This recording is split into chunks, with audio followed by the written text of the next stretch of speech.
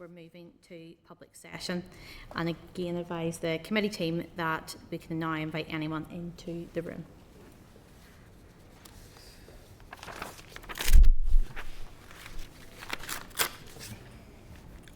So just when it's a nice sunny day now, I understand. Don't forget the Dramara. Thank you. So I call the meeting to order then. Welcome members to the 38th meeting of the Public Accounts Committee in this 2022-27 mandate. Members, the committee meeting will of course be recorded and broadcast throughout Parliament buildings and online. However, there could be a slight delay in moving to any private session or back into public, so please be patient. Those in the public gallery are welcome to use mobile devices as long as they are in airplane mode and all devices are muted.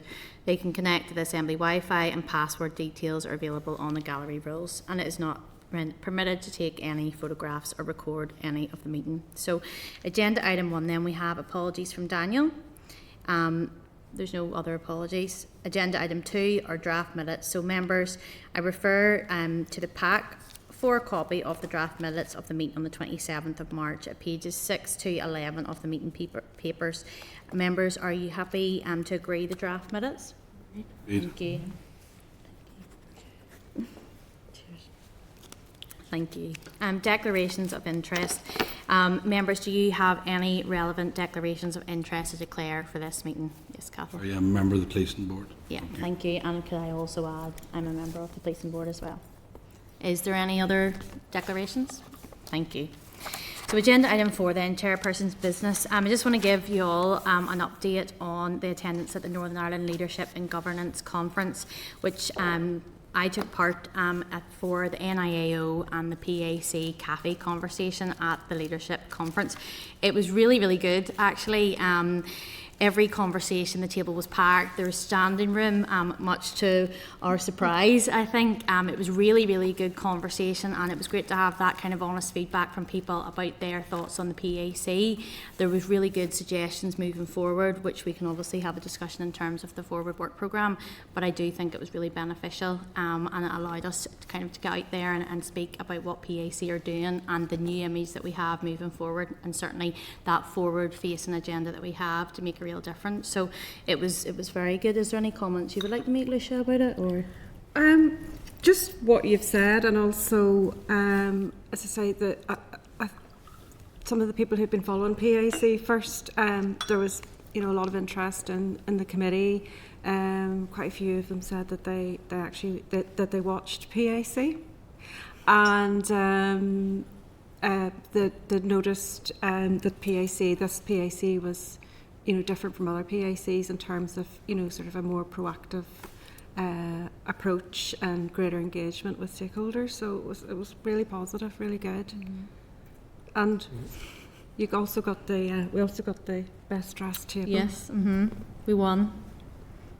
Well. There you go. There was chocolate, but You brought them for us. I think the only other contender, or popular table, was the AI table, and followed closely by us.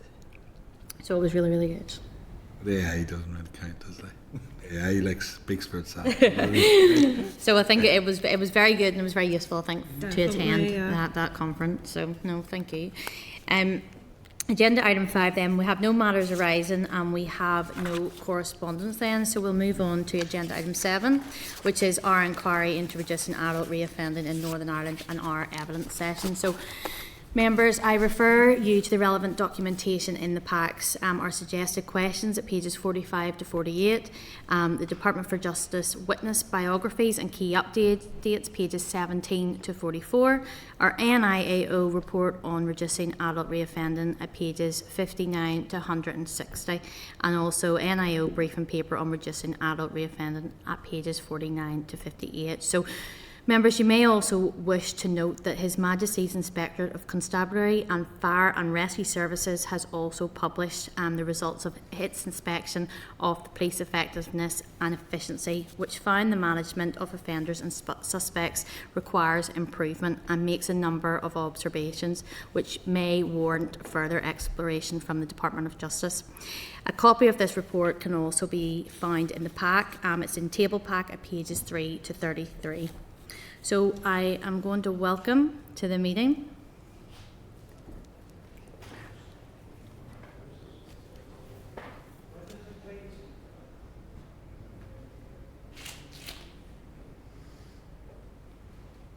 our witnesses.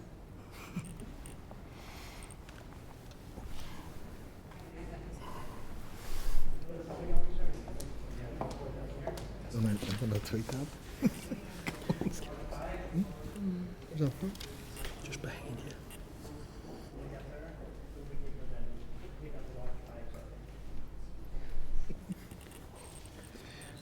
At some point in this meeting. Hi, how are you?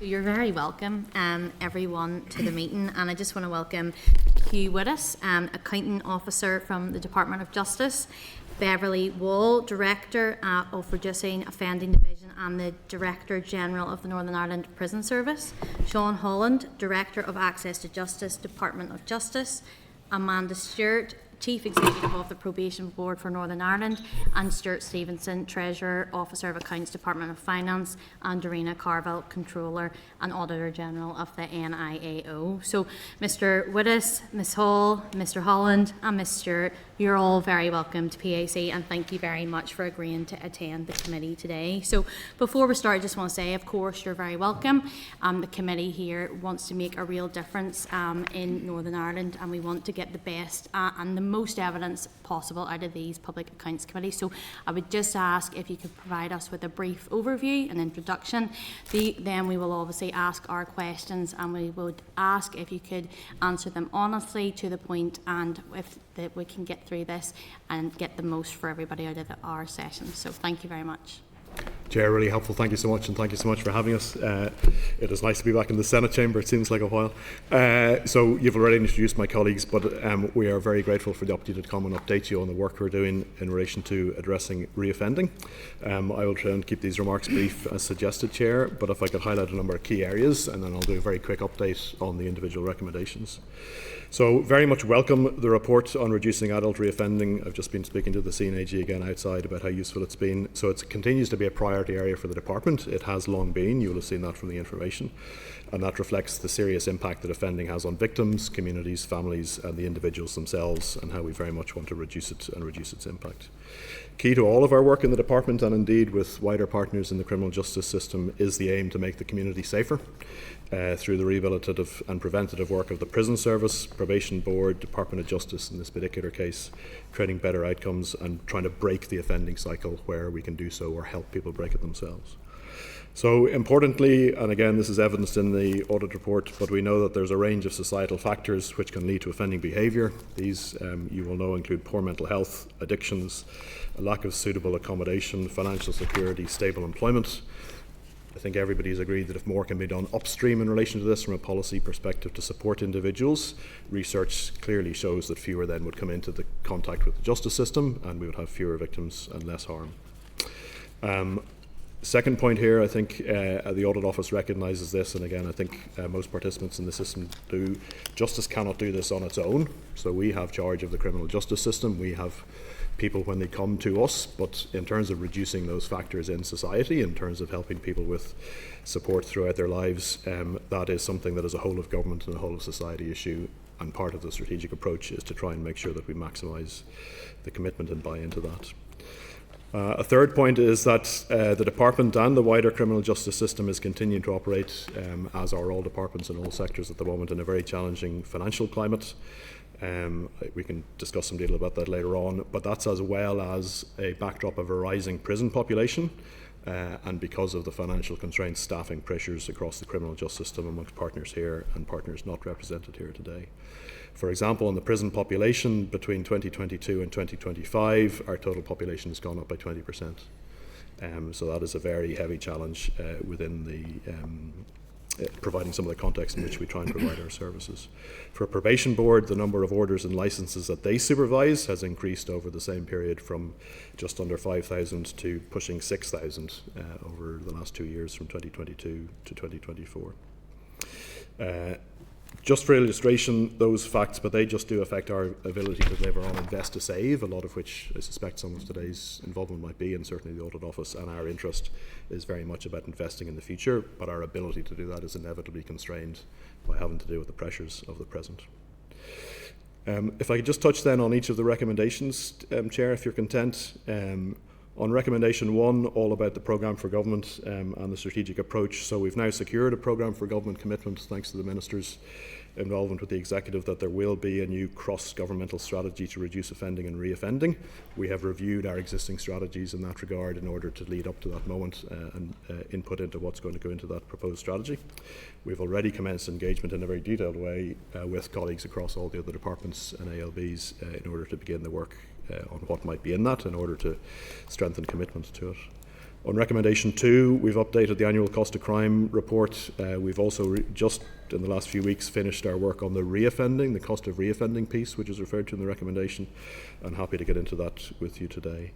On recommendation 3, which is in and around the area of rehabilitation and support for short-term prisoners, for example, we've got a bespoke short sentence programme now in Maghaberry, which supports individual in custody and when they're transitioning back to the community. On recommendation 4, we are progressing legislation that will be coming to the House in the autumn. It's already been approved in principle by the Executive Committee and will be coming with expansion of community alternatives to custodial sentences. And recommendation 5 is also recommendation 4 is also in and around what we're doing on enhanced combination orders, and we're pleased to say we'll be able to roll those out yet further this year. On recommendation 5, we're progressing the development of a bail support scheme as a pilot for women initially, and we've secured funding to pilot that scheme again in this year, starting just after the summer. Recommendation 6 was about engagement with other jurisdictions. We've moved on that as well and established a 5 Nations policy group. It was very much Northern Ireland that pushed for that, but it's turned into a very useful intervention for all the participants involved, and it shares lessons learned and best practice on a range of issues. On recommendation 7, which is about management information, we've reviewed management information available to us and we continue to develop what we're doing there. On recommendation 8, we have progressed some of, perhaps not all of the problem solving justice initiatives, but for example the substance misuse courts and indeed ECOs were in that bag as well. And then finally recommendation 9, which was about wider data collection and assistance pathways. We have been working with NISR, for example. We've done reviews of the ECO programme, we've done reviews of the ACE methodology. NISR have helped with that, and we are working towards better linkages of data from the criminal justice system, but also outside it, because we need the collaboration of other partners in relation to that. So that's a really quick rundown, Chair. I'm really happy to get into the detail, but that's where we are with progress so far and the recommendations in whatever it is, just over a year and a half since, a little bit more than that, since the report has come, and it's a summary of what we've done to date, and I'm really happy to get into discussion of these issues and their complexity with the committee.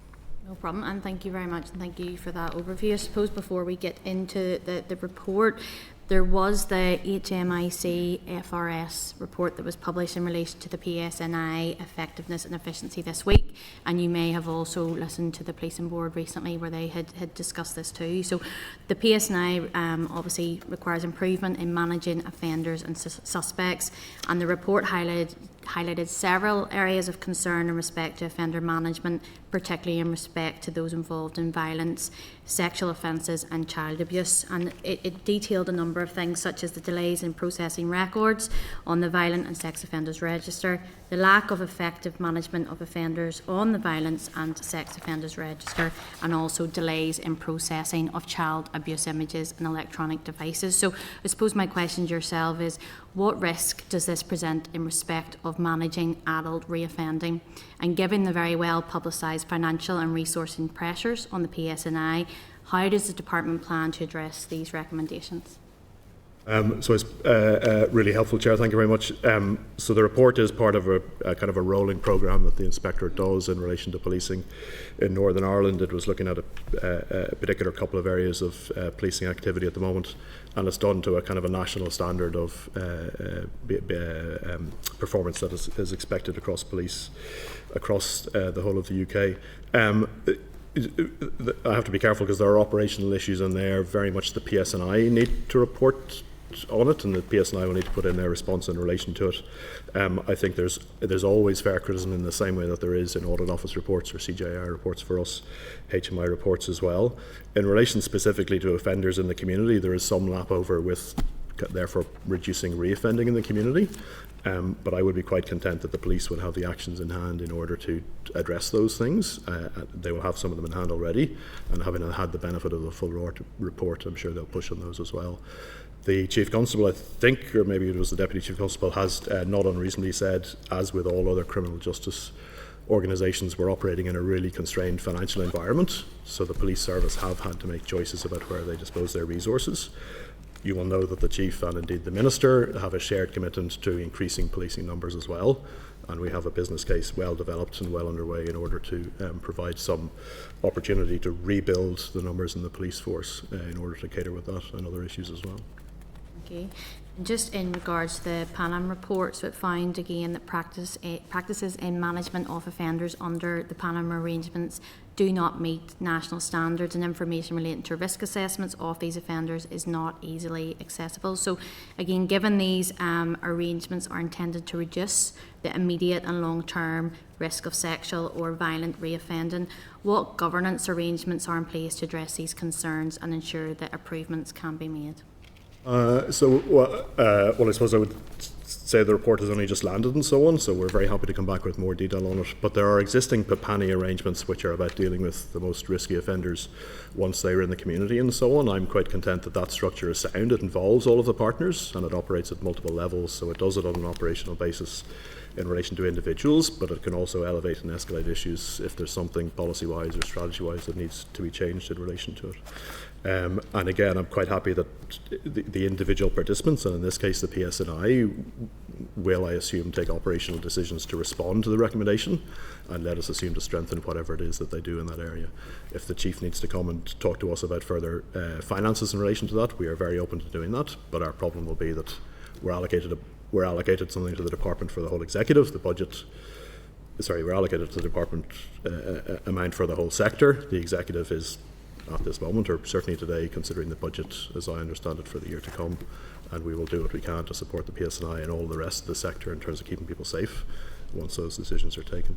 Thank you. And look, this is obviously very important, that the report that has came out and relates obviously directly with this, so I think it's something that we should obviously take into account. So just taking us back then to reducing adult reoffending within Northern Ireland, so I just want to kind of put into context, it's now nearly 2 years since the Audit Office produced this report on adult reoffending. So in this context, just to kind of set the scene for the committee today, can you give us an update on how the figures in relation to prison numbers and reoffending have changed since the Audit Office report, and also any improvements and initiatives you have introduced to reduce reoffending since that time?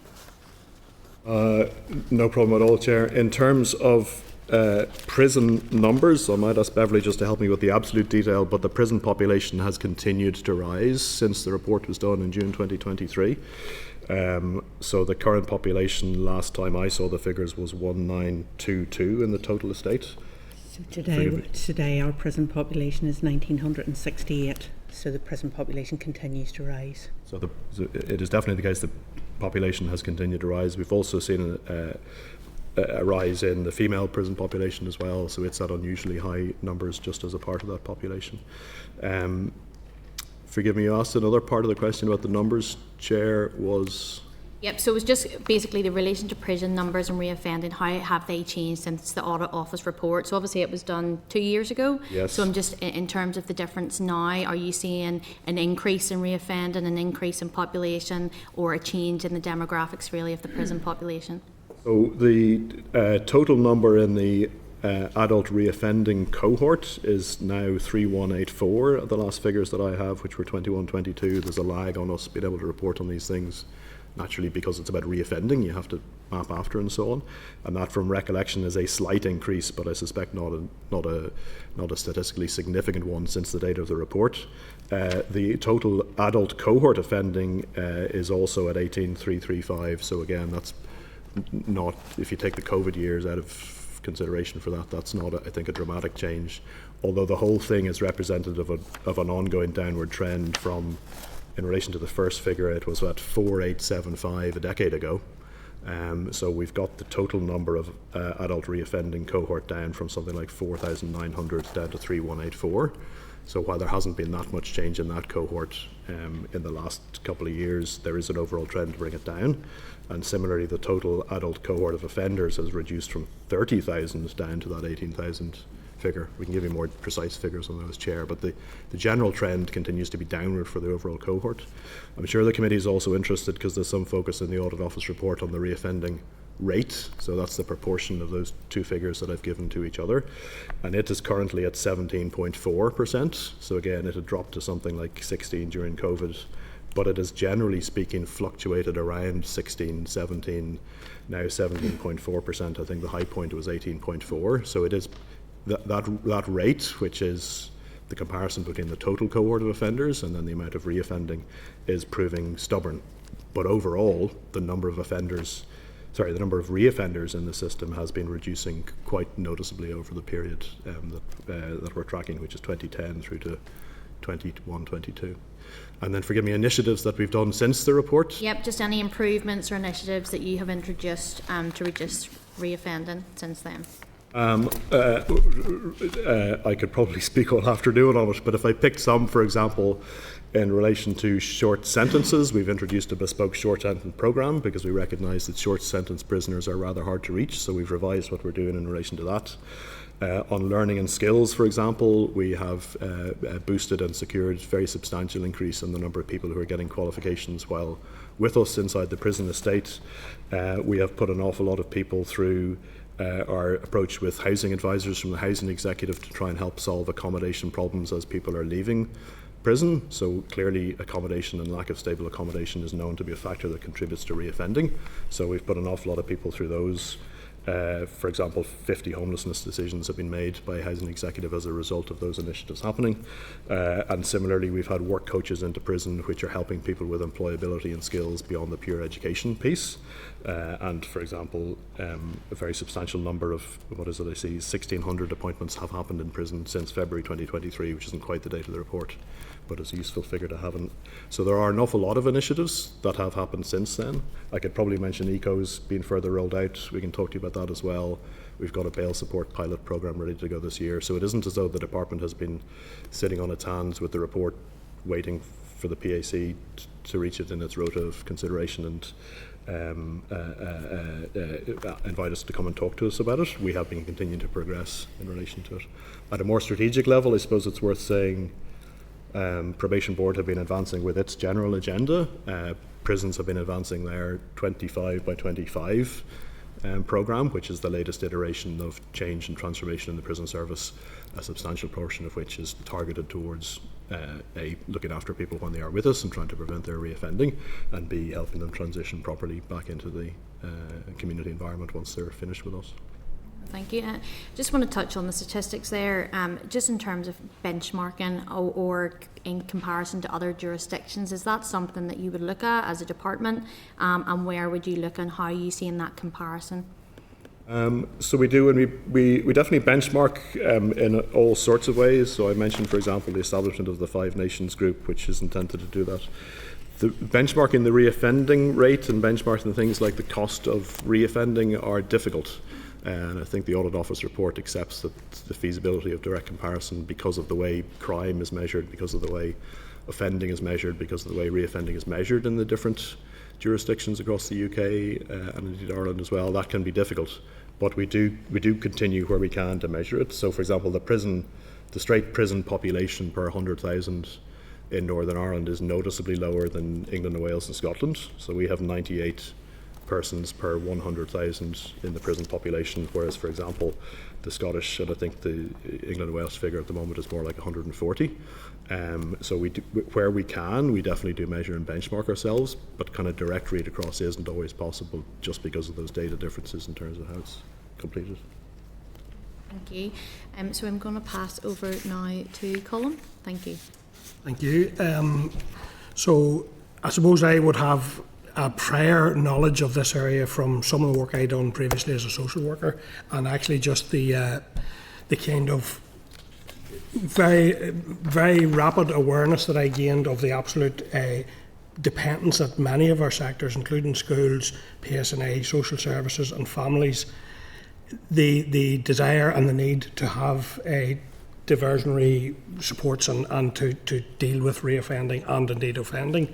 So I suppose it's almost the case that, and I'm very conscious of the pressures the PSNI numbers are under, but almost the less police you have, the more resource you need to put into addressing offending and reoffending, and maybe that can be difficult. I understand that. But I have a couple of questions, I suppose, specifically. So there appear to be two long-standing key strategic documents on the issue of managing reoffending that are being used: Strategic Framework 2013 and a Desistance Strategy in 2015. Given those were never formally evaluated and that both of them were already quite dated at the time and indeed now, can you explain why you consider that both of those remain fit for purpose in this at this point in time? Absolutely. So the first of those comes from 2013. The second that's the strategic framework. The desistance strategy comes from 2015. We recognise that is a considerable period of time. We also recognise that a lot of context has changed since. So, for example, we discussed the change in the prison population. There's a very high number of remand population. There's also a lot more complexity in the driving factors that are leading to crime, and a lot more complexity in the lives of people who come our way and come into the system. So we would see a lot more complex mental health issues or addiction issues or accommodation issues or familial issues, etc., as people come in and perhaps in society more generally. I think it is, we have done a review. So again, part of the recommendation was we should review those two as a kind of an overarching framework, and we have done that. That review is completed, and it recognises, for example, that while the kind of core vision in it, or the core approach of identifying the criminogenic factors like accommodation, health, mental health, education, etc., that lead people or are kind of society drivers which generate a certain amount of crime. We recognise that those things are still sound. All the research is telling us those are sound. But the approach, for example, of the strategic framework, which didn't have an associated action plan, we think needs to be revised. And the desistance framework, which had an action plan but perhaps didn't have clear measurement of targets and so on. So we are very much using that review that we've already done of those two in order to feed into the draft overarching new strategy, which will be about reducing offending and reoffending as going to PFG. So it isn't so much that we think it's still absolutely fit for purpose and doesn't need to be changed. We do absolutely recognise that it needs to be changed, and the learning from that review will feed into the new draft, which will be worked up with all of our partners and so on, and then will be brought to the Minister and eventually to the Executive. It's worth saying as well, even though those were some time ago, we have continued with other strategic interventions which define what we're doing, again, all trying to deal with that same approach of identifying the criminogenic factors and going at them. So I mentioned Prisons 2020. We have a strategic framework for youth justice, which has been adopting a similar approach and has shown very good successes in relation to reoffending in the youth sphere, and similarly in terms of probation approach. So it isn't as though we've just kind of sat back and let those things expire and done nothing for 10 years. We have used the general approach which they espouse to inform a lot of our activity, and we now recognise, and this is the right moment, that we have a new minister and we have an executive back to garner the kind of cross-government, all-of-government collaborative approach to make this truly successful to reduce offending and reoffending. And in terms of best practice more widely, what other reports are you looking at, or where else does this better, or where is the exemplar in your opinion in terms of globally around reoffending and offending rates? We've done some initial, I might ask Beverly just to come in on that in a second, but we've certainly done some initial scoping work about good markers elsewhere. We have, as I mentioned, this 5 nations policy group, which is us, Scotland, England, Wales, the Republic of Ireland, all pooling knowledge, all pooling skills, showing what has worked well, what has not worked well, and so on. And we will use all of that to try and inform really good examples. Thinking beyond that, a more global, wider look? Could I ask Beverly to speak to that? And so what we are doing in the developing of the new strategy is not just looking at the positive impact of the youth justice framework, which focused very much on early intervention diversionary work, which we know when it comes to an adult strategy for reducing offending and reoffending, we need to work with other departments on. So we've already started that engagement and are engaging with other departments on what they see should be included within a new strategy. But we've also... I'm thinking, like, Yeah. whereabouts in the world have better offend, or, you know, whereabouts could we compare to in terms of other nations? And look, we will always look within a prison space to the Nordic countries I for, suspected that might be. but significant investment there. We're working within constrained budgets. So in developing the strategy, yes, we are looking at research from other countries, and we are engaging through our 5 Nations group within the 5 nations closest to us. But yes, within that research, we will look at others. But there will always be those constraints. Would appear that investment pays off. Okay, thank you. The Audit Office report says reducing reoffending strategic outcomes group, which the DOJ established in May 2017, decided that a formal strategy for reducing reoffending was not required. Can you explain why this opportunity to place the management of reoffending on a more strategic footing wasn't taken, and have any lessons been learnt from that? Well, I suppose the decision was taken with the knowledge of what I've just said in mind, which is that we had identified, and I think all the research still continues to confirm, that we are in the right general trajectory for what you would do to both reduce offending and to reduce reoffending, and that has informed any amount of work both within prisons and in probation practice and elsewhere in order to continue that drive to get the cohort down. Whether a new strategic framework was needed at that time or not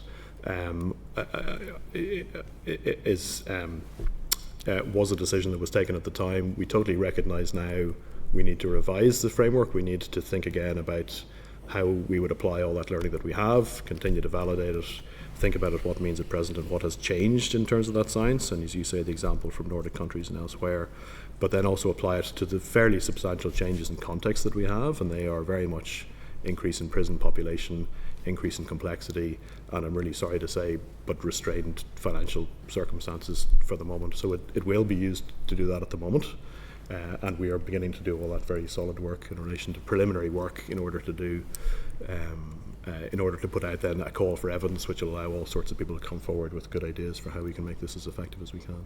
Yeah. And given then the financial constraints, and those are real, there's no question about it, so then you have to look at what else you can do better. So the committee across various different things have looked at cross-departmental work and how that could be improved. In the context of the new programme for government and the previous draft programme for government, what progress has been made on developing a cross-governmental strategy to reduce offending and reoffending? So as I was saying there, in relation to the previous strategy and the previous PFG, which is some time ago now, we continued to roll out programmes, for example, Prisons 25 by 25, work in the probation sector. ECOS itself has been done since the last programme for government. We now have this brand new programme for government, and not only I think is it clearly speaking to the world at large about better collaboration across all sorts of activity in government, not just reoffending, not just justice issues, but everything. But very specifically, the executive has put a pin in it and said we are giving a commitment that we will have in our safer priorities, in our safer communities priority. One of our actions will be we will have an executive approval of a cross-departmental strategy on reducing offending and reoffending, and then the developmental work on that is exactly what Beverly was speaking already engaged on. Can I just check with you, did you say one of the factors at the very start was, you'd mentioned housing, which is one of the ones I have here, mental health, addiction, financial security you mentioned. Is that poverty? Forgive me, I don't know if I did say financial security, but poverty is definitely a criminogenic factor which is known to increase the probability of crime occurring. So I'm just wondering if we're using, and maybe we're not, like maybe that was just a phrase you used, but if we're describing the same thing in different terms, does that make it more difficult to map across departments? Because we're finding very often that there's very simple solutions to working better, and sometimes just misunderstandings or misaligning as a result of descriptions. So that is poverty, financial security. So can you give us any examples of where you are working with other departments in relation to housing or mental health or addiction to reduce reoffending? Absolutely, and for example, in the sphere of homelessness we do, and we fed into the anti-poverty strategy. Maybe Beverly? I suppose what I would say is since this report was published and prior to that report, we've continued to focus on that enhanced rehabilitation support both in and out of custody, and to do that we've been working with other departments. So we work closely with colleagues in Department for Communities and also in the Housing Executive and with our voluntary and community sector partners to do that. So in respect of housing support, we bring housing advisors. We brought housing advisors into the prison setting. We brought work coaches and make the call benefit advisors into the prison setting to provide that advice and support to prisoners before they leave us, and also to their families, while they are with us. In terms of debt and benefit advice, we're providing that to prisoners while they're with us. So we're focusing on the factors that we know have an impact on reoffending, and that's accommodation, employment, and access to benefits or financial security. And in an employment space, I suppose what we're doing there is where we've reviewed our education curriculum within the prison setting. We've reviewed and revised that to take account of labour market needs, and working closely with colleagues in Department for Communities around work coaches within prisons, and that successfully led to 59 people to date leaving prison and going straight into employment. But also working with the private sector. So we're working to build on our relationships with the private sector to extend the Ban the Box campaign, and also to set up an employers forum to support people to find jobs and to secure employment post-release. And very briefly, if I may, Chair, just so it's clear that you understand the need for other departments to play their part, and I agree with that. Do they understand it as fully, the role they can play in reducing reoffending and offending? And we have already started those conversations with those departments, primarily with the departments that we are already working closely with. So, for example, Department of Health, Department for Communities, Department for Economy. We're also meeting with colleagues in Department for Education and the Executive Office to have those conversations, those early conversations, as we start to scope out what the content of a strategy would be. But in doing so, looking at the strategies they have in place. So, for example, an anti-poverty strategy, because we know that over 90% of the people who come into a prison setting come from one of the top 10% most deprived communities in Northern Ireland. So we know that the direct link is with poverty. If I could add briefly, Chair, to Mr. Gilnew's question. So the answer is yes, every other department does absolutely know. They probably don't understand all of the detail of what we will say and what we'll bring in front of them on each individual case. But the core idea of cooperating to drive out change, or to make change which will drive out the kind of factors that lead people, everybody gets that. Everybody is utterly committed to doing it. The task for us and the challenge for us will be translating that into the coordinated series of actions which actually make the change, and persuading not just the departments but then the ministers and the executive as a whole to commit to that and to buy into it, and then we will be able to deliver it. But the absolute commitment is there on this, and actually on pretty much every other large problem in society where there is an interconnection across different sectors.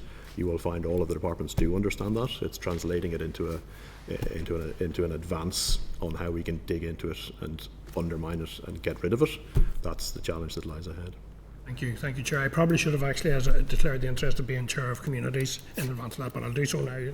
Thank you, Colin. I'm just going to bring Diane in and then Catherine. Yeah, just a brief one. Colin was talking about the cross-governmental strategy, and I had noticed that you had put a bid under the transformation project, mentioning the lack of integrated data systems and with a view to transform public services and linking into that, although that was rejected in this round of the transformation. I was just wondering, is that something that you're planning to take forward as a cross-departmental programme? So we put a number of bids in, and actually we were quite successful because we got 2 bids supported in the end out of the total 6 that were supported. So I pay tribute to the colleagues in the department who prepared the bids and so on, and those who pushed them through, and also the colleagues on the transformation board who selected them. But an awful lot of work was done.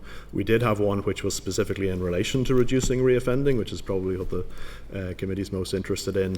It was comprised of a number of things, and the data analysis piece was just one of them. What we have done is we've even though we haven't been able to drive forward, for example, even though we didn't get the bid and therefore use bid money to drive forward, we have identified and prioritised some resource in the department, for example, to deliver the eco part of it, and separately to deliver bail support out of that as well.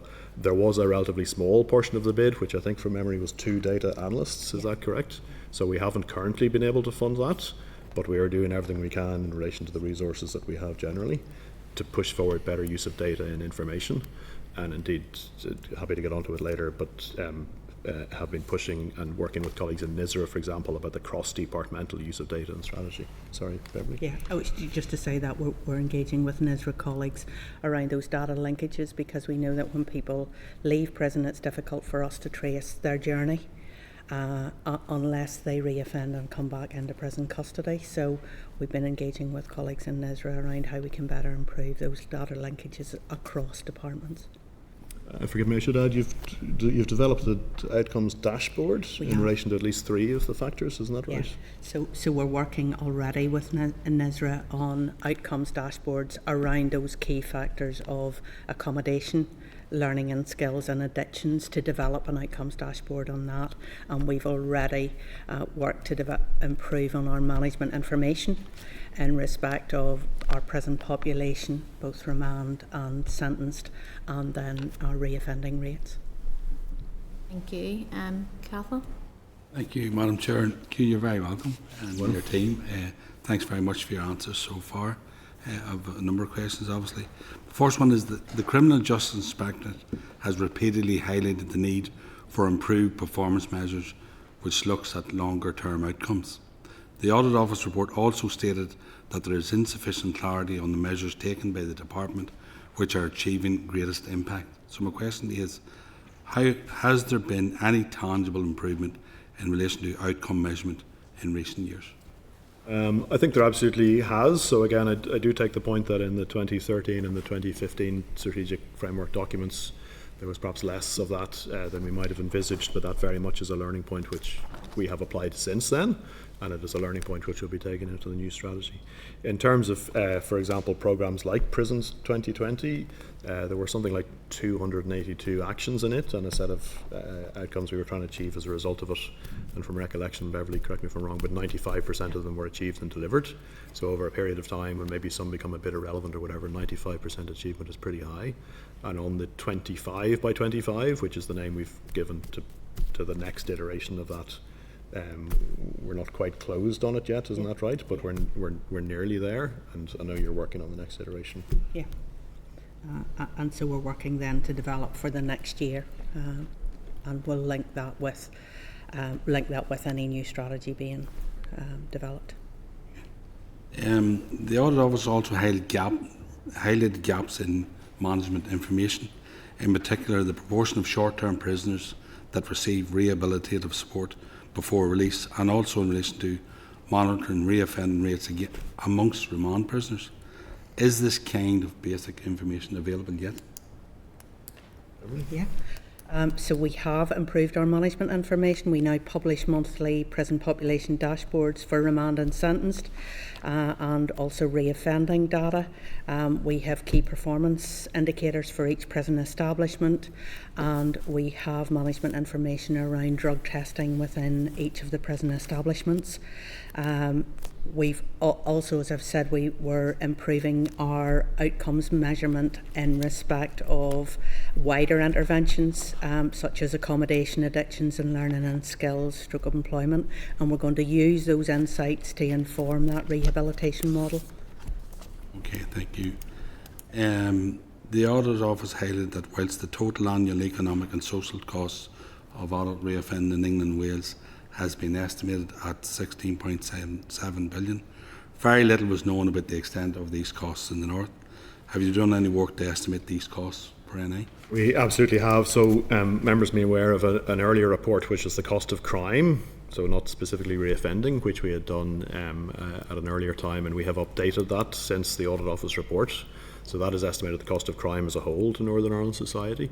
We've also, that has begun that's kind of a gateway project to getting completed then the cost of reoffending as a kind of a subset of that, and we've completed that bit of work as well. The cost of crime report has been signed off internally at the department. From recollection, it's for publication very rapidly, and it has come out with a figure of 3.4 billion being the annual cost of crime in 21-22 to Northern Ireland society and government, in relation to the cost of reoffending, again, really useful recommendation from the report, and we now have a figure which is 374 million in Northern Ireland being the cost of reoffending. And again, as Beverly was saying, we will use that knowledge to kind of design interventions and identify the scale of the problem, and identify therefore in an ideal world the scale of the correct money to put into it in terms of trying and avoid it and spend it in a value for money way to the satisfaction of the committee and everybody else.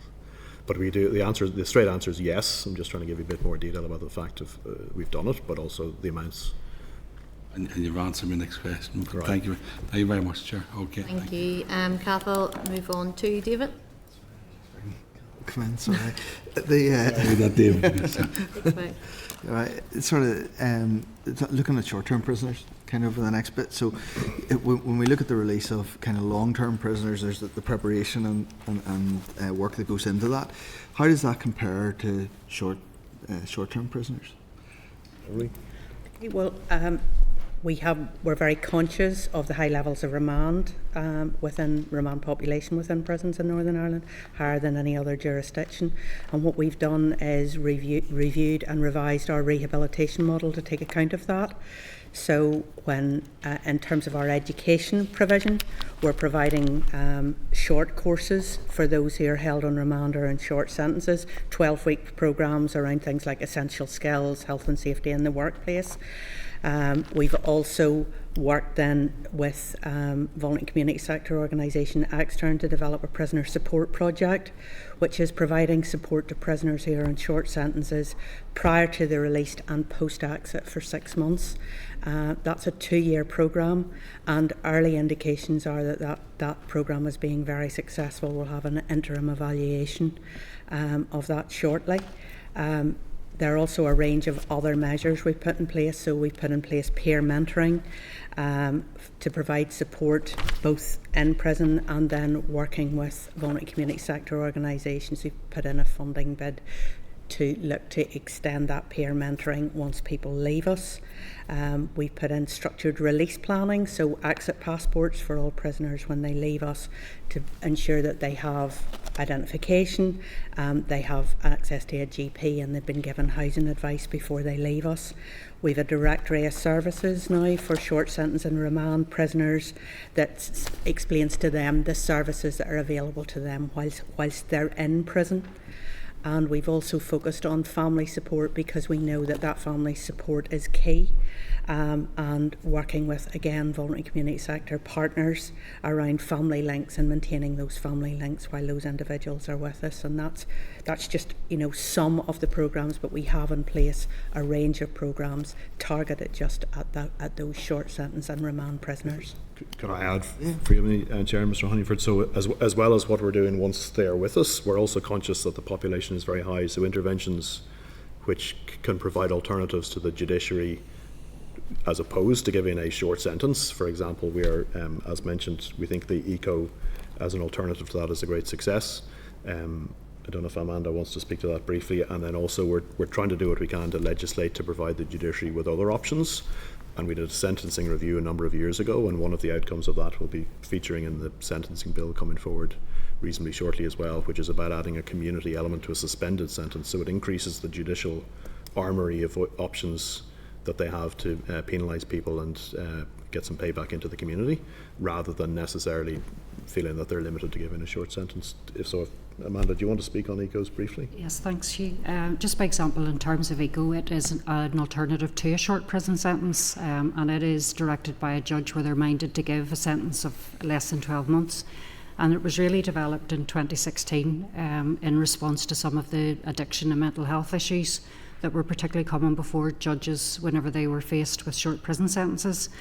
It didn't require change in legislation, and it was developed alongside with the judiciary and also with the Criminal Justice Board, and it is really an enhancement to what we have already. So it's wraparound support in terms of a combination order. At the minute is a combination of community service and a probation order, which would be supervision and community service. So it's an enhancement to a combination order with further wraparound support.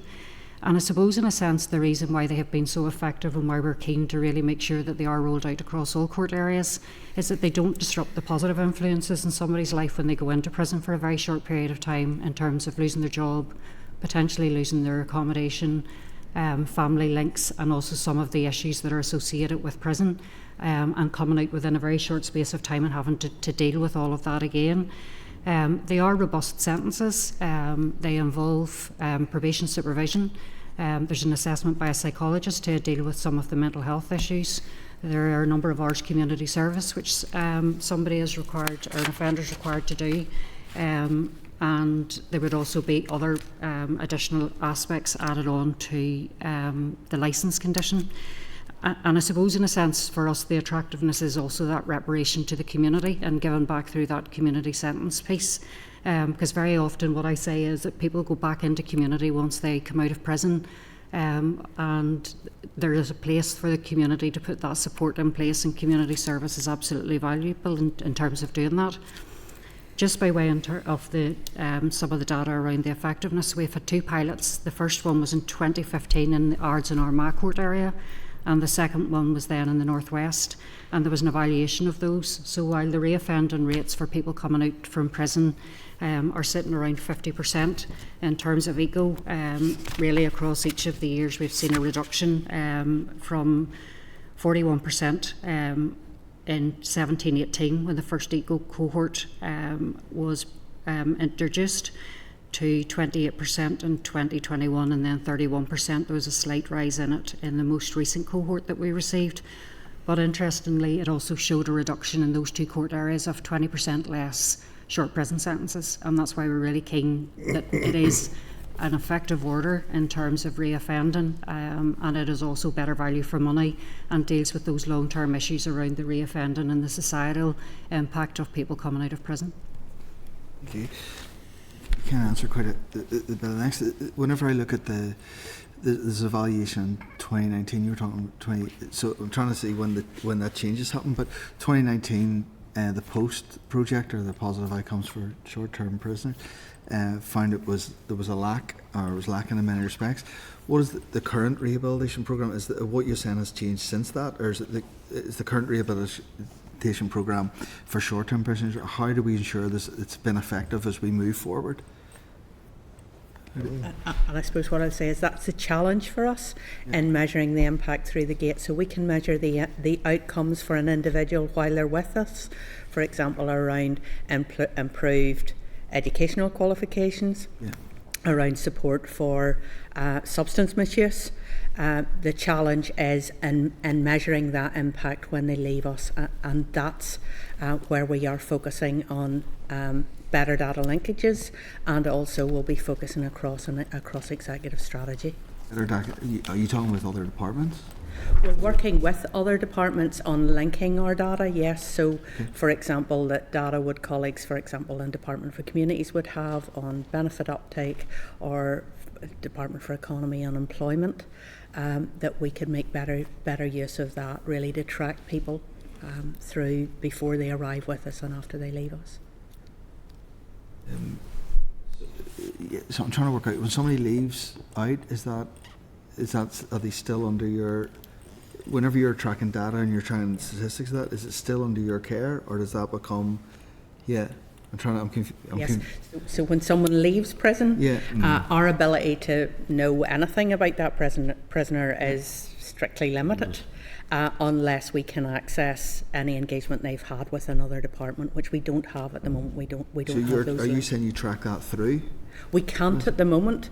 Where we are doing that is with the pilot. We're delivering the prisoner support project that we're piloting at the moment, because that's allowing us to track a prisoner before they leave us, and then for 6 months after they leave us, so that we will have, at the end of that 2-year pilot programme, we will know from that cohort who have gone through that programme what impact that has had in respect of their reoffending. Okay, my last question was to ask you around those short-term prisoners, of how they're not subject to that post-custody supervision on release.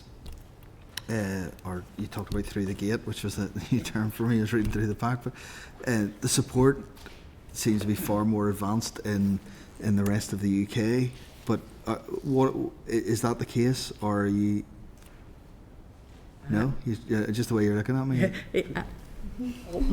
My view would be, from our engagement through the Five Nations group, Northern Ireland is not doing anything different. There's nothing being done in other jurisdictions that we're not already doing or seeking to do. So, for example, bail support as an alternative to custody is something that we saw as being delivered in other jurisdictions, and we are developing that as a pilot in Northern Ireland. And that's really one of the key things we're seeing that's happening across other jurisdictions that we're not currently delivering. But in terms of our the support that we're providing by way of rehabilitation, no, there's nothing significant that we're seeing others doing that we're not doing. Just one second. Yeah, sorry. Sorry, member. No, go ahead. Just to add to it, so when people come into our system, we can work with them, and then depending on how they're released or whether they're on licence or whether there's any kind of community supervision, we as a sector can continue to work with them. But long after that, they're gone out of our bit of the system. They're still in the much bigger government system we're all as a government obliged to and expected to assist and so on. So really where we would love to get to in the strategy is making sure that A, from a data point of view, and B, from a kind of a service design point of view, we can identify, without talking about individuals, but if there's a cohort of people who've been through prison and have done a lot of rehabilitation work with us, not to lose all that just for the sake of, for example, some addition actions from communities for the next 2 years, or in health provision to them for the period after that or whatever. So there's a piece of work to do in relation to that, and we very much hope the strategy will guide what we are all going to do in relation to it.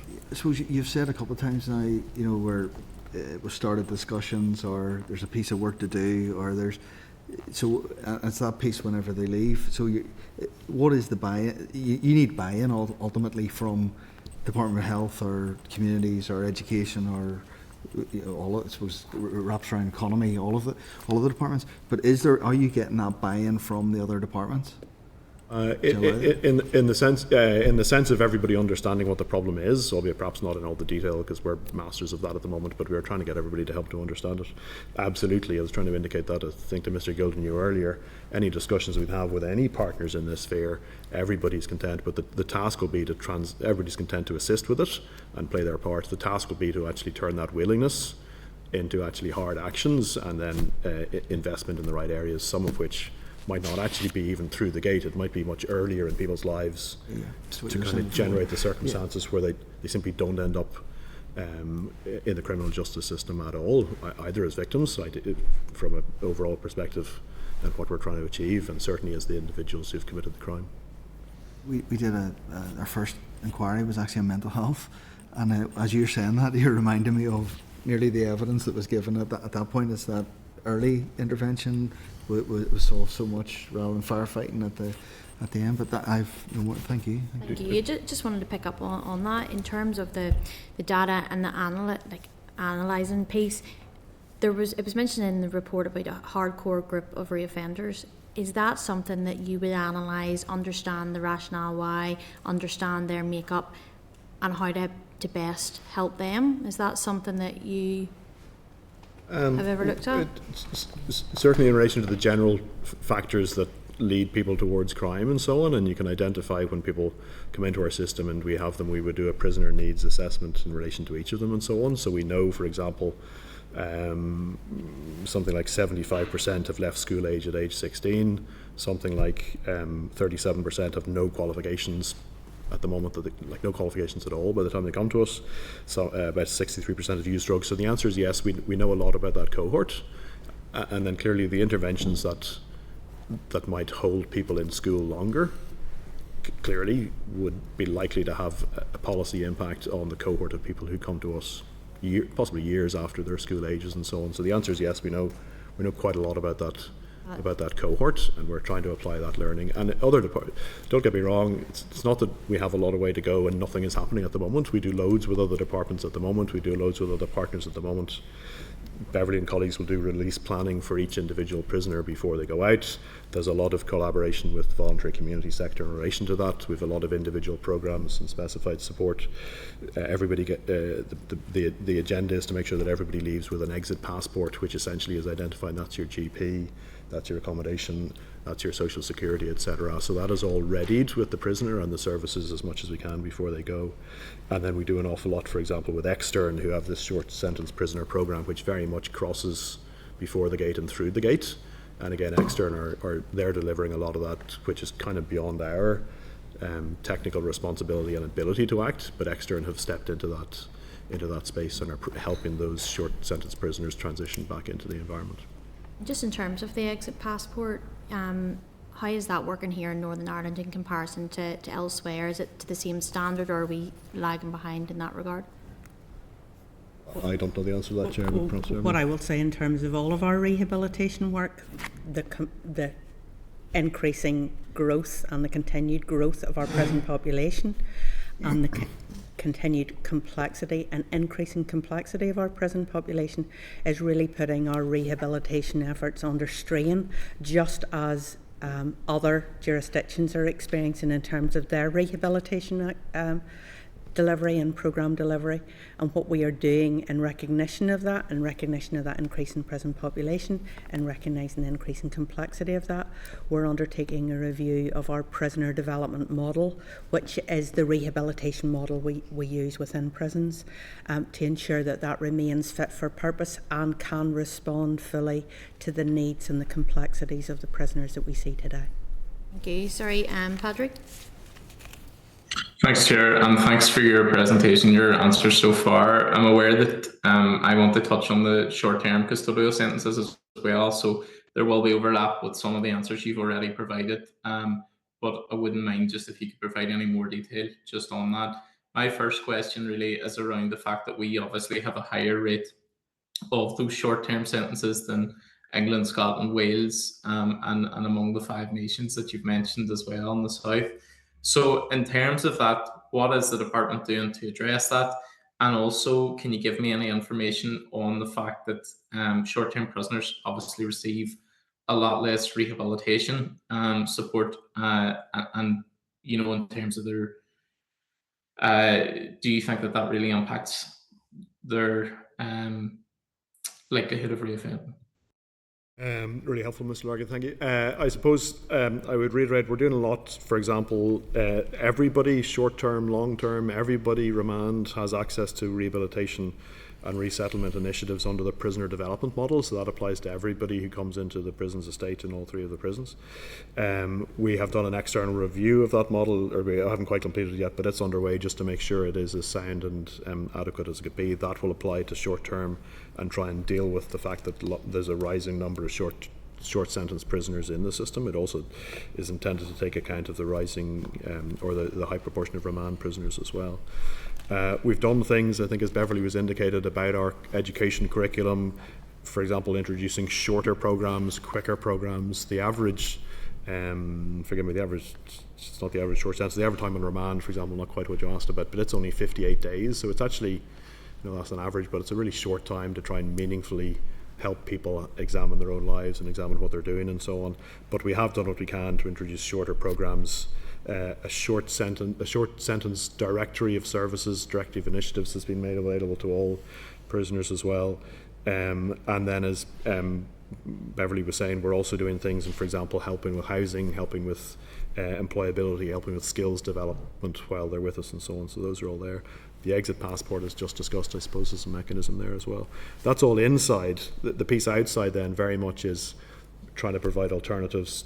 So we've already discussed ECOs, but we're looking at, for example, this community sentence element being added onto a suspended sentence, the purpose of which is to assist the judiciary in feeling that they have yet another option available rather than a short sentence. And Sean, do you want to say a few words about it? Yeah, absolutely. As some Permanent Secretary mentioned earlier, that this stemmed from the sentencing review work that was done. and work was done to look at what options could be developed that might reduce the number of short sentences being given.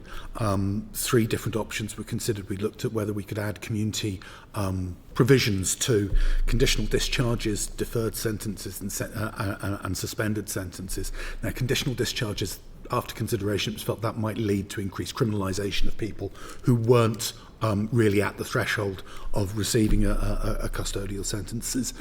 Deferred sentences already, in a sense, have a community condition because there's normally the sentence is deferred while the person is required to do something. So we focused on suspended sentences because we thought that was probably where the biggest payback, biggest return on investment was going to be, because people who are likely to get a suspended sentence are going to be those who are on the threshold of potentially getting a custodial sentence. Now, there is a challenge in that currently, I think over the past 10 years, I think the average has been between 3,500 and 4,000 suspended sentences a year. Now, if we were to add community provisions to all of those, that would in effect need to double the size of the probation agency, which isn't practical or necessary. So what we're looking at, I mean, we have the provisions in the legislation that will be hopefully coming before the Assembly in the autumn, which will allow for community conditions to be added to suspended sentences. It'll be introduced on a phased approach, and the thinking is that it should initially focus on those cases in the Crown Court at the higher end of the seriousness of offence spectrum. So people who would otherwise really stand a very significant chance of going into custody will have the option, or the judiciary will have the option, of giving a suspended sentence with a community dimension added to it. So that's significant. I mean, the other thing, we've been asked a few times today about benchmarking. We do carefully look at what's happening in other jurisdictions. So we look very closely at what happened in Scotland, where they introduced legislation with a presumption against a short sentence. In effect, they said if a sentence is going to be 3 months or under, it shouldn't be issued. And quite quickly, what appears to have happened is that judges began what they call up-tariffing, so where they might have given a 3-month sentence, they gave a 6-month sentence. And indeed, that legislation has now been amended to make it less than a 12-month sentence, and that hasn't been commenced yet.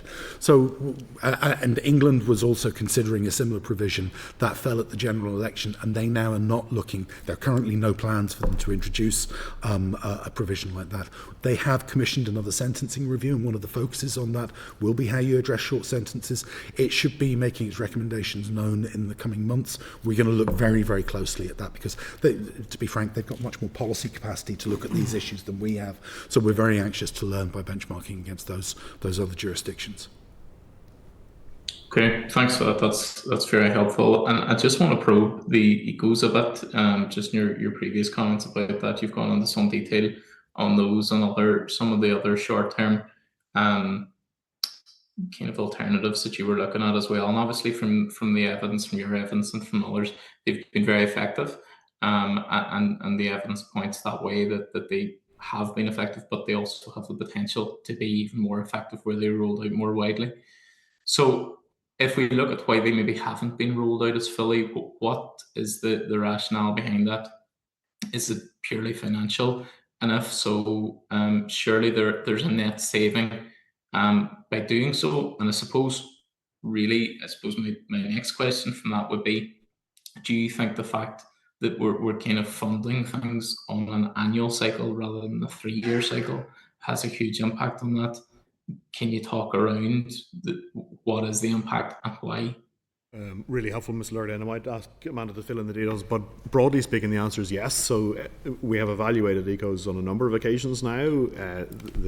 It clearly shows they are effective in terms of meeting their policy objectives. They're also very effective from an economic perspective.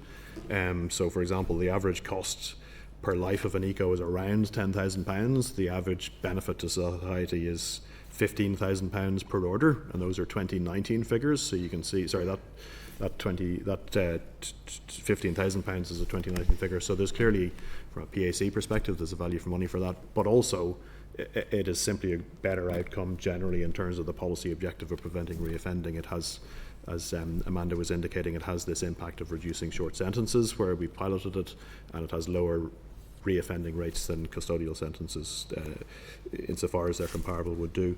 So the answer is yes. I mean, the case is essentially made to have them. The obstacle has entirely been absence of funding to roll it out fully across Northern Ireland. So we have it in place in a number of areas where those evaluations are done. We put a transformation bid in relation to this. It was not successful. The Minister then looked, when she was proposing allocations inside the department and inside the sector this year, and has agreed to prioritise some money towards it. Relatively small amount of money, but it's about £500,000 from memory, but it allows us to roll it out in Ballymena, Antrim, Coleraine. And I might ask Amanda just take it from there in terms of any more detail on how effective it is. Hugh, I think you've more or less covered it, and I have said in terms of just the effectiveness of them. I suppose your question was in relation to what has prevented them. Financial constraints absolutely is, and the one-year funding makes it very difficult because I have to recruit staff, and then there's a commitment whenever you start to bring staff into the organisation. That it isn't just a one-year process. I would like to get to a position where we have a planned rollout of ECO across all court areas. And I'm absolutely certain that the department would support me if they did have the money, but it has largely been an issue in terms of funding. It hasn't been the will to do it, either within Probation Board or the department. The other areas that had impacted at that time, it was due to be rolled out just at the onset of COVID into the third court area, and obviously then that was stood down and the priority was in COVID, and then really a focus on COVID recovery. So we're looking to move this financial year to the North Antrim court area, and we're able to scale that up fairly quickly and make that available.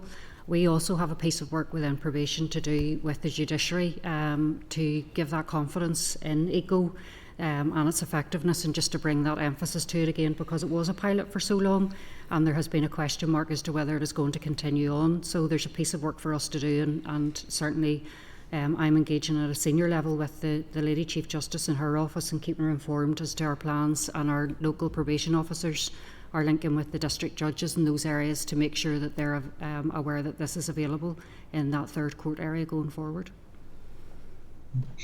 Just want to, before I move on to my last question, just hone on a wee bit on that, if that's okay. So I'm just really interested in how those areas are selected, like what metrics are used, and also what metrics are used in measuring success. I'll answer the second one first. I mean, the economic appraisal that was undertaken by NISRA in 2021, which Hugh talked about in terms of that wider fiscal benefit, which is referenced in the Audit Office report, which was between 5.7 and 8.3 million per year on a full rollout. How they had got to that was that they'd looked at the full cost of an ECO order, they looked at the savings to prison, the benefits of unpaid work, because obviously there's an unpaid work element to it, and then the benefits to wider society, which would be things like the tax income if people were in work, and calculated that. So it is a fairly robust economic appraisal that was undertaken by Ulster University along with NISRA in the Department of Justice. And it has also been looked at, and a colleague, Sean, had talked about best practice. It has been looked at by the House of Lords inquiry in terms of community sentences as a really effective community sentence, and it has been looked at in those jurisdictions with a view to rolling it out also. In terms of how we pick the areas, a lot of it is to do with where we would, whenever you're starting to do something at pace, where we maybe have staff and capacity and the judges are willing and able to do that. Obviously Belfast is enormous for us and there would be significant costs, so that has really prevented a focus at this stage until we would have a firm commitment on cost around the rollout to Belfast, just given the scale that would be involved and just some of the challenges that we've had within probation in relation to availability even of social workers and recruitment and attrition of staff. But it isn't much more than actually the willingness in the area and also us having the resources available at that time to be able to scale it up. Forgive me, Chair. Mr. Delargy asked a question as well about annual cycles, and actually that feeds very much into that planning piece as well. So it is indubitably the case that most people will say having a multi-year settlement, you know what you're going to get, you can plan on a long term, and that allows for a more kind of consistent and embedding rollout of ECOs or anything else, as the case might be. I think the Finance Minister himself said yesterday, I think he used the phrase, it'll be a game changer, on the assumption that the comprehensive spending review at UK level is going to lead to a multi-year budget from the executive. So that essentially, that is what we all think as well in terms of how you plan and deliver sensible developments in activity. Okay, that's useful. And just it's just for clarity, really, around my own understanding of it. So thanks for providing that detail. And I suppose one of the measurables, which is I imagine much more difficult for you, is the longevity of this. Because while you can measure the essential economic impact in the short term, kind of it's more hard to measure those over longer term as well. So that's probably something which I'm sure you worked on the planning. But just my last point is around the electronic tagging. So when that's used effectively, obviously it can have good results when used effectively. Again, and I imagine the answer might be very similar, but is there a reason why that hasn't been rolled out in specific circumstances? So again, Chair, for me, resources will play into this. Electronic monitoring, tagging, again, we put in a transformation bid. We've been successful in relation to that one. It's a relatively small amount of money. We have an existing contract with a provider. It's just come to an end, actually, but the previous contract with the provider was essentially based on the older technology.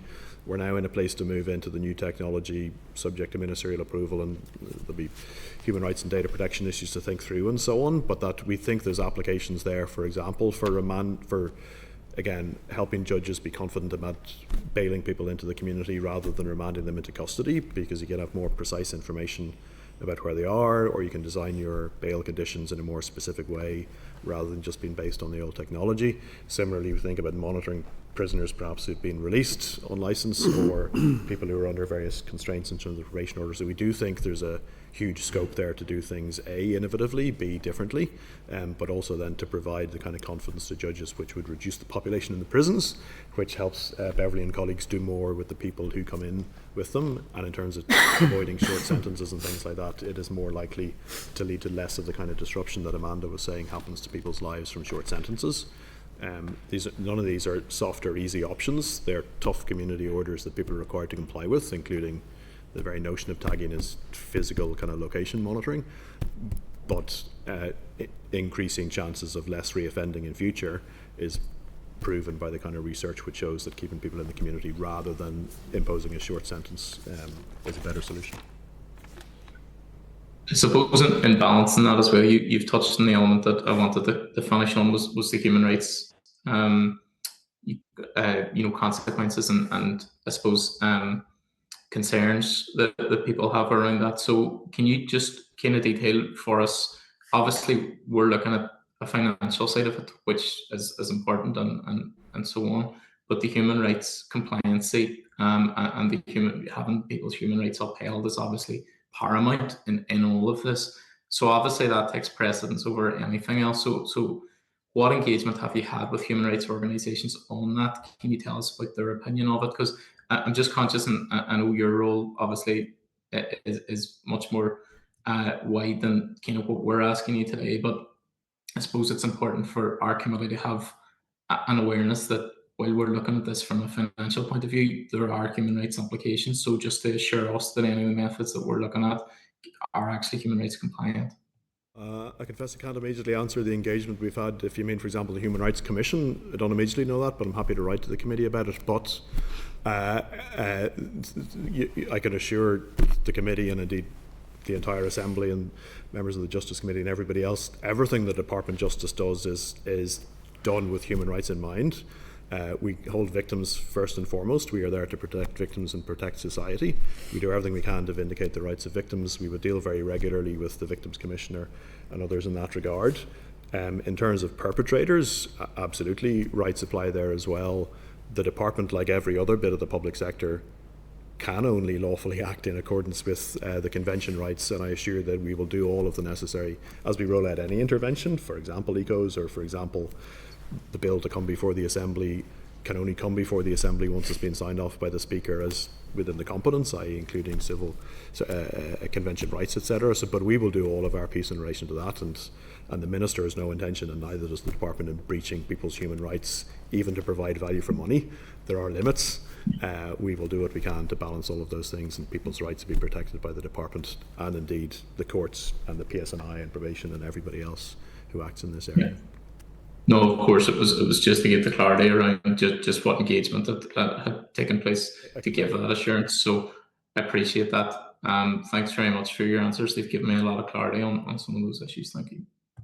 Thank you. And I'm going to bring Colin, but I just, Amanda, sorry, you mentioned about social workers in Belfast, and I just wanted to touch on the difficulties with recruiting additional social workers, particularly onto the likes of the probation board, and what impact is this lower number or vacancies having then on reoffending, and is that being measured, monitored, and then addressed? Chair, thank you, and I appreciate the question. It has been a challenge for us, and I have spoken to the Justice Committee fairly regularly and with political leaders whenever I'm out visiting offices or doing local engagements around some of the challenges that we've had. Fortunately, last year the department gave us the investment to be able to modernise our pay. That has been implemented, and we have seen a significant reduction in our attrition rates.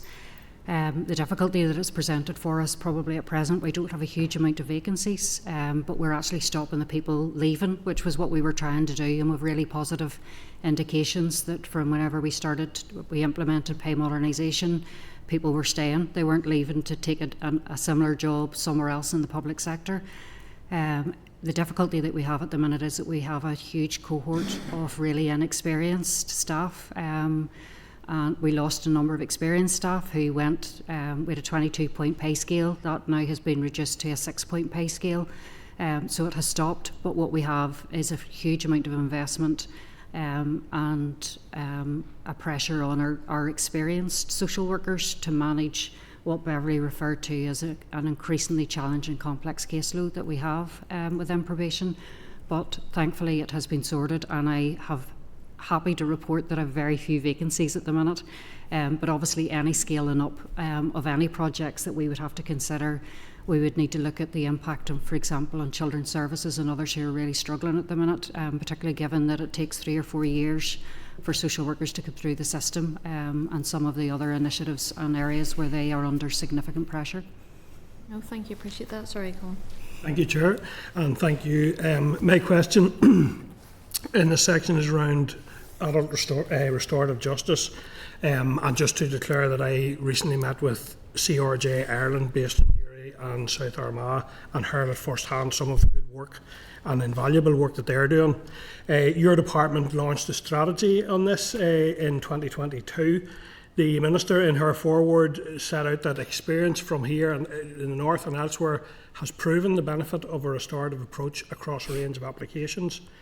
The strategy then sets out some of the benefits of it, which include victims having their voice heard, and also the impact on desistance, which we referenced earlier. It goes on to state, in addition, and I'm quoting from it directly here, in addition to these, there is evidence that facing up to the consequences of your crime and restorative engagement with your victim can actually reduce future reoffending. The Home Office research conducted by Shapland et al. Demonstrated a 27% drop in the frequency of reoffending following a restorative conference. So my question in relation to that is, can you outline the measures that have been implemented so far from the strategy and summarise the role restorative justice currently plays in addressing adult reoffending here in the North? Really helpful, Mr. Goodwin.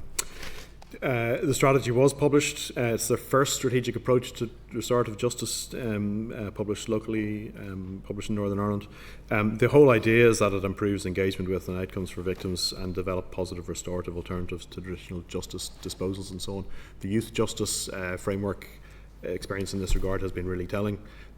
Youth conferences and other interventions in that sphere can be seen to have all sorts of very positive benefits, not least in reoffending, but in all sorts of ways for victims and society as a whole and so on. It's monitored, so there's a restorative justice working group which reports into reducing reoffending group, which Beverly chairs and so on, but it monitors the actions in the plan, and there's any number of actions in the plan that we're going to work through, but we've already got 2 annual progress reports published. Very happy to forward those on to the committee to show how far we've got.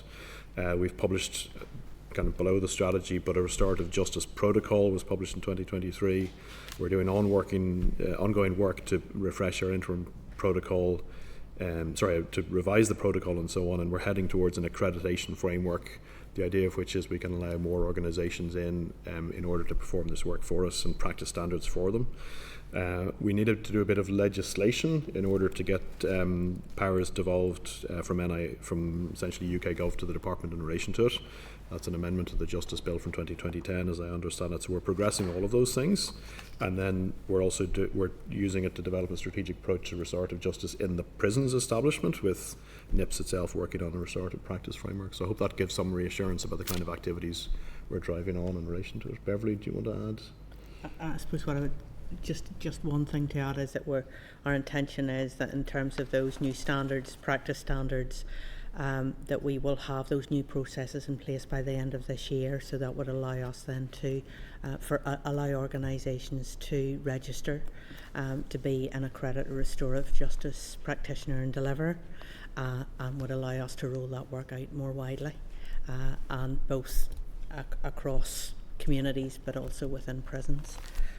And where we have partnered with 2 organisations currently within prisons and delivering some work, it's fair to say we've a way to go with that. And once we have those standards and framework in place, then we will be seeking to roll that out within prisons and extend that within prisons. And I think that, and thank you for the answers, and I think that that is very, very welcome. All of that will have huge benefits for housing and education and health as well. So that's worth, and in financially constrained times, I think there's huge benefit in that. So I'd welcome that further information you've offered to send. I'd look forward to receiving that. But thank you for that. Thank you, Chair. Okay. Move on to Tom. Thank you, Chair, and thank you for your responses so far. In 2016, a sentencing policy review was brought forward, led to recommendations being published in April 2021, which advocated for the developing community disposals as an alternative to short-term sentences. 9 years has now passed since this review was initially announced. So can you give us some indication as to what progress has been made in implementing the review recommendations? Absolutely. So the review itself, the policy review is concluded. I appreciate it was commenced in 2016, but it was concluded in 2021. Where we're going with it, for example, we have considered, part of the recommendation in the report is to consider alternatives for the judges. We are looking, as Sean mentioned, and very happy to give some more detail on adding a community element to suspended sentences. That's going to come that'll be worked into the bill, which is going to come to the House this autumn. We have looked, as Sean says, at another aspect of this, which is also in the Audit Office recommendation, which is about the use of short sentences. The use of prison as a last resort, and don't have short sentences of less than 12 months, etc. So, and again, very happy to give more detail on it, but we have considered that. We think there's still learning to be had from what Scotland has done, from what Wales has done. Sean indicated that when Scotland did something similar, albeit about 3 months, there seemed to be a kind of an unanticipated outcome, which is the judges just handed 4-month sentences out, as opposed to moving to the alternatives. So we have moved on in relation to those things. From recollection, enhanced combination orders were also part of that review, and as discussed, we've already got those out in 2 court areas, and we're now pushing it out in relation to a 3rd.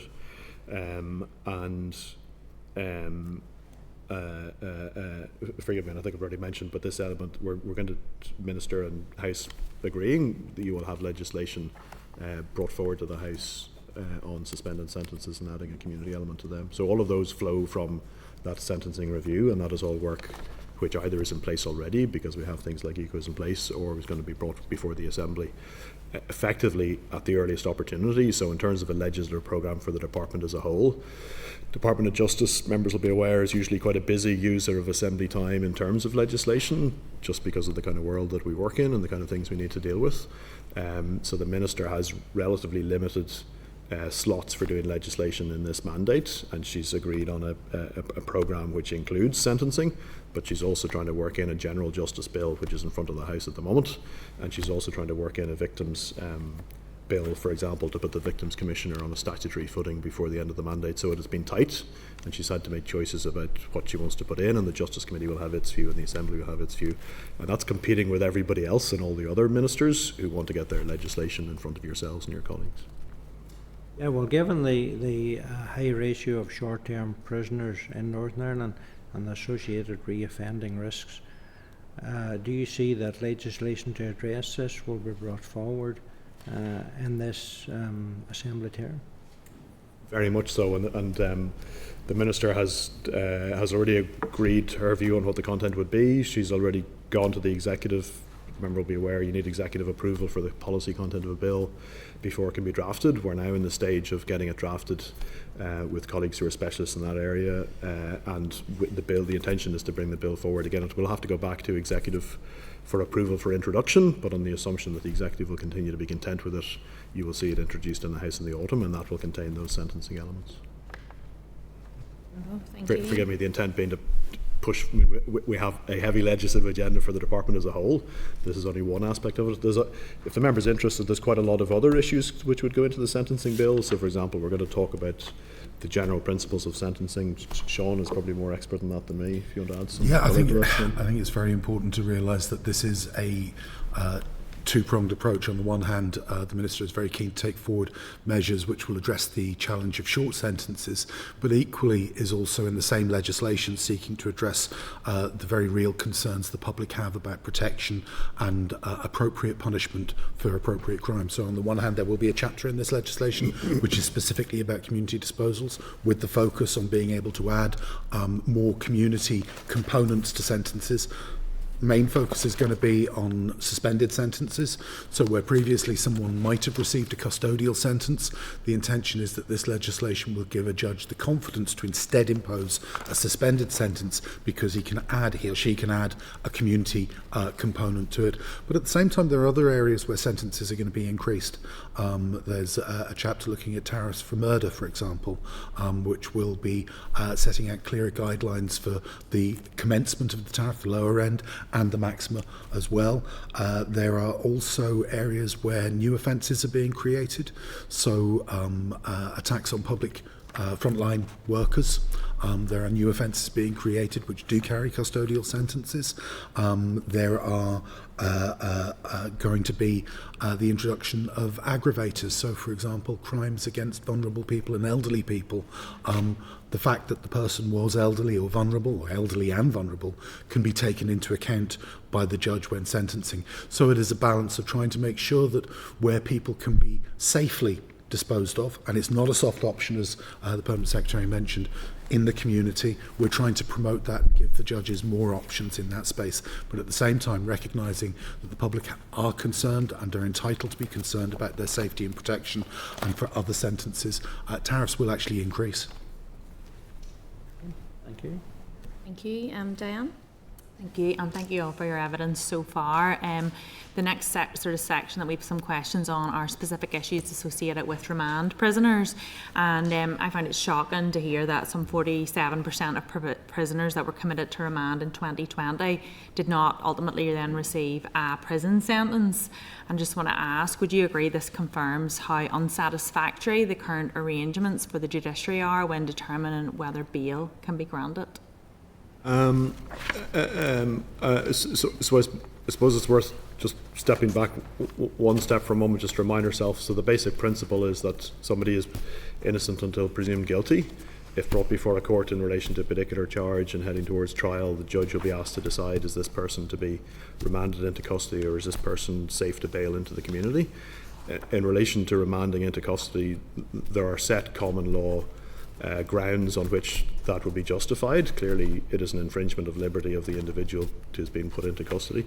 None of this is about the guilt of the individual for the charge at hand, but the tests, for example, include is there a likelihood that there will be interference with evidence or interference with a witness which might prejudice the outcome of the trial?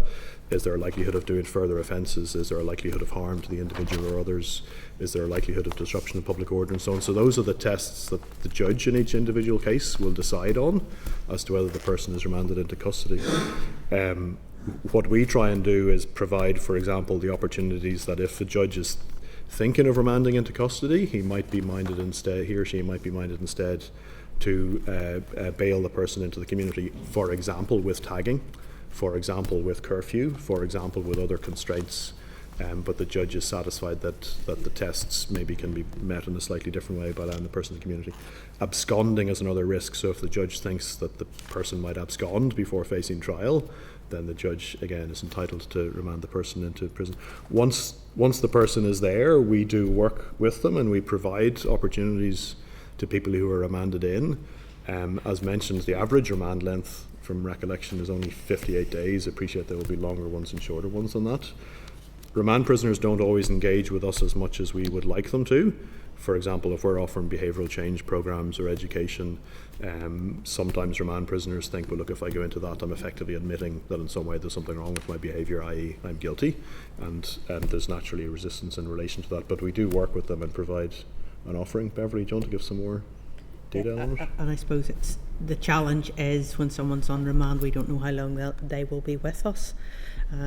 So that's why we focused on enhancing the provision for those who are with us for short periods of time. So those shorter education programmes, employability programmes, providing support for those who 55% of people who come into prison tell us they have an addiction issue, working with them around providing this support around those issues in partnership with colleagues in South Eastern Trust who deliver healthcare in prisons. So we do focus on tailored support for those who are on remand.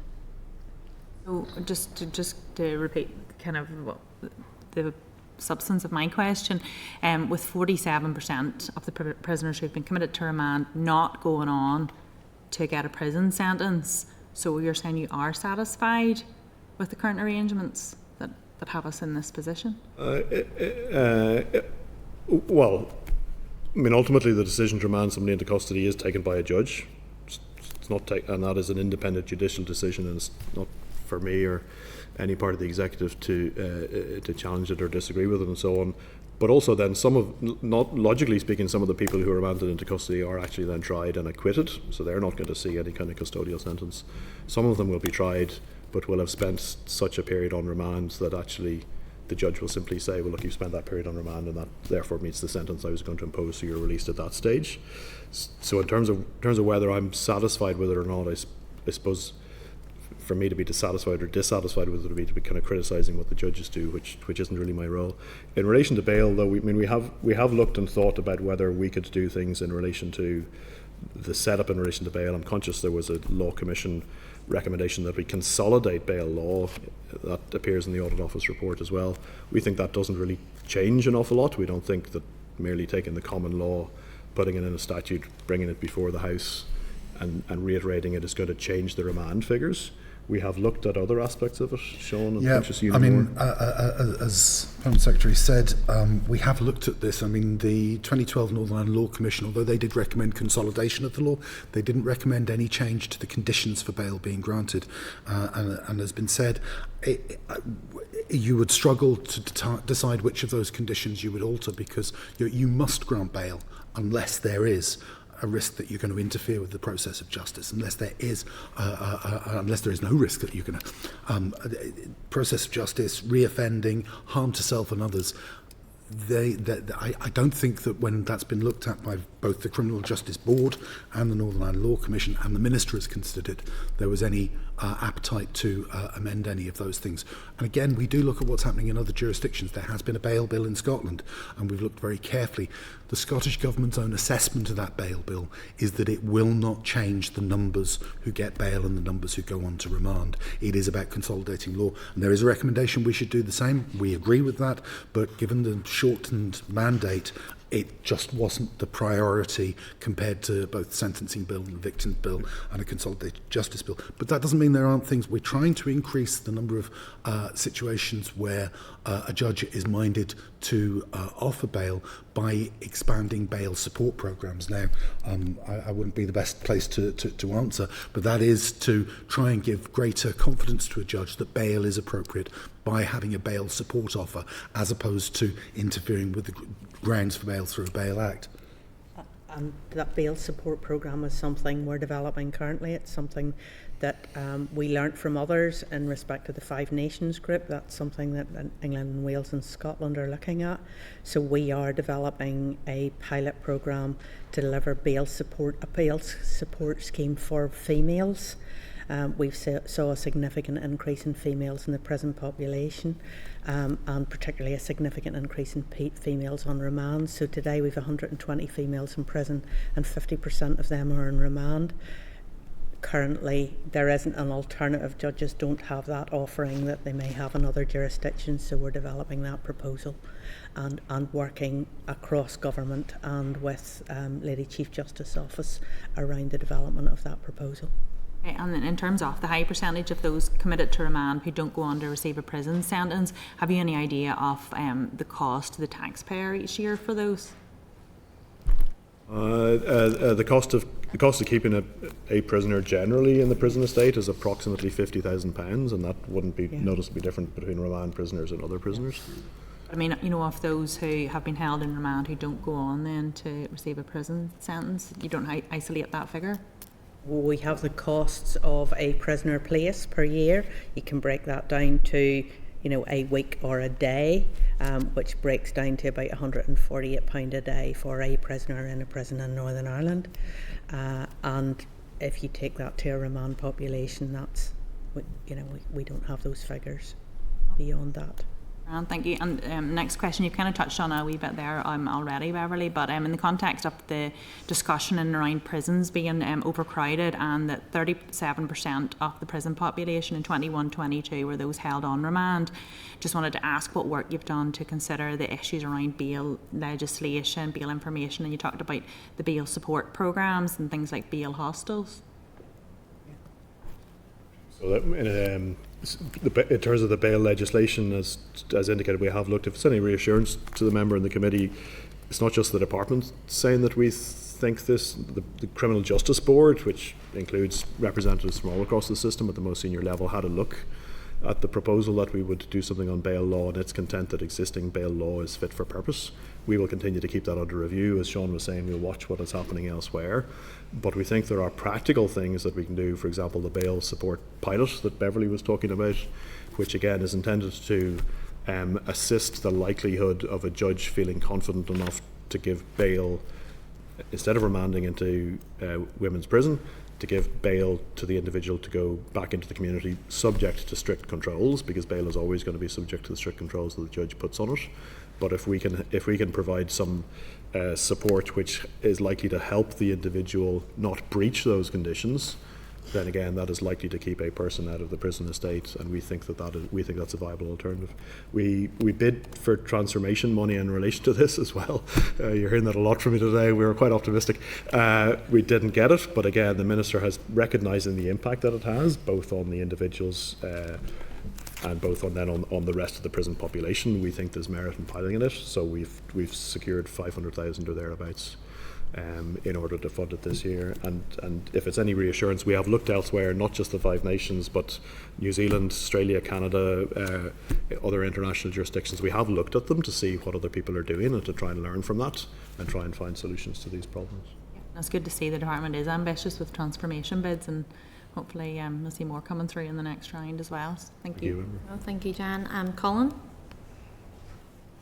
Karen, I thank the panel for their time and also their answers, and apologise that I'm not in the room to ask my questions in person. But in addition to the large numbers of remand prisoners here and the length of time taken to process court cases, means that these prisoners are often spending longer periods of time in custody.